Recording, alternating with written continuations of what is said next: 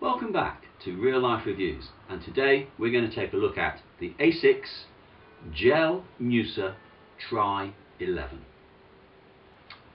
So the first thing you'll notice about this shoe is simply that you will get noticed.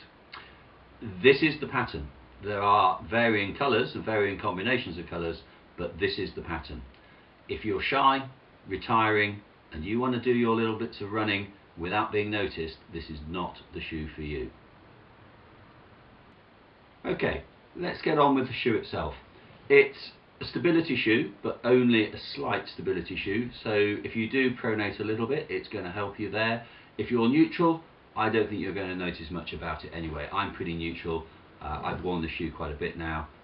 I've got no problems with it imposing on my running style whatsoever. One of the nice things about this shoe is it does come with its own elastic laces. They're pretty easy to fit. I obviously still need to trim these a little bit, but I'm just getting used to the tightness on them. One of the beauties of this shoe is it's designed to take elastic laces. If you have a normal running shoe and you fit elastic laces, what you can find is that they grip in the wrong parts, so trying to get it balanced is quite difficult. So it is designed to take the elastic laces, and it does come with them. They're an addition. You take out the normal laces, it comes with normal laces, and the elastics are in the box. It's got the toe is then, if I can stretch this open a little bit, the tongue, sorry, is got a stitched in looping. You can put your elastic laces through those loopings, and it means that when you put your foot in, you're not sliding the tongue all the way down through the shoe. Really clever little addition to this shoe. I know it's not the only shoe that does it, but it's on here and certainly a good feature. Alongside that, there's no seams whatsoever around this shoe here. This shoe has been designed to be worn with no socks on. It's a barefoot running shoe. Obviously if you wear socks, that's not a problem, but certainly sprint and Olympic distance, running in bare feet, very, very comfortable, and I can attest to that. I'm not a fan of bare feet at longer. I'm about to do a 70.3 and I will be wearing socks with these shoes. That's my habit. Otherwise it's up to you, but certainly for the shorter distance it is a very, very comfortable shoe. The inner sole comes out as well, so you can replace that if you want your own support sole or a different sole inside.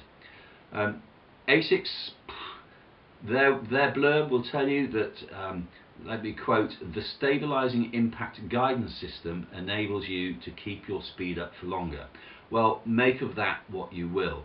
I found them beautiful to run in. Whether that is Asics stabilizing impact guidance system or not, I couldn't tell you, but it's a very, very nice shoe. I guess the bit that's probably going to sell this to most people is the gel sole that Asics put in their shoes, and if you're a fan of the Asics gel, then you're going to love this shoe. It is perfect. The gel cushioning system, I love it. I love these shoes, so I don't have a problem with them whatsoever. Okay, turning the shoe over now to look at the sole. This is what Asics call their wet grip outsole. It works pretty well, to be honest. It's basically a road sole. It's pretty flat, it's pretty smooth. It's got the classic hinge points, so for your ball, it's got the center line, okay, and arguably you've got a bit of a heel one there on your heel strike. But it is fairly flat. It does grip pretty well in the wet. I can attest to that. I have run in these in the wet. They're not a trail shoe, but they do have a reasonable amount of grip within the actual pattern. Perfect for the triathletes out there. It's a triathlon shoe, and a lot of the triathlons that you run are going to be finishing running around a park. They're not necessarily a road run, and it's a really, really good sole. Size wise, this is a 42.5. I wear 42 normally. 42.5 on Asics size guides relates to an 8. Now this shoe is perfect for me. I've got a number of road shoes. I'm about to compare weight in a minute to a Mizuno. This is the Mizuno Wave Inspire 10. This is a 42.5 as well, but Mizuno reckon that this 42.5 is a UK 8.5. Have that as you will. They are exactly the same size. So Advice on sizing for the Asics.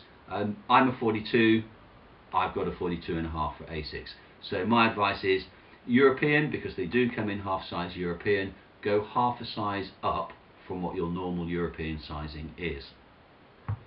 So I hear some of you who like your numbers asking the question, how heavy are these shoes? Well, here's the bit where Real Life Reviews does a tiny bit of science. So sensitive kitchen scales, zeroed, so 0 grams. On goes the Asics, 272 grams. We'll take him off, back to 0, and we'll put him back on nice and gently. 272 grams. It's probably 1 and a bit if it was more sensitive.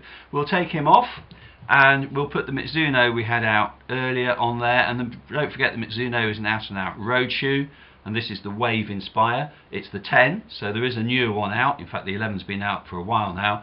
265 grams. We'll take him off, back to 0, we'll put him back on again, just to, yeah, and he just creeps back up to 265 grams. So a difference of 7 grams there. Pretty insignificant actually. A triathlon shoe, good effort. Okay, so where do we sit with this shoe at the end of the day? A lot of you are very brand loyal, and I appreciate that, and if you're an Asics fan, you're going to absolutely love this shoe. If you haven't worn Asics before, I think it's really worth a try. It's a very, very good shoe, and as a triathlete, it's got some little features in it that are going to help you along the way, rather than you trying to adapt to a different shoe. Bottom line, well played Asics. It's a great, great shoe.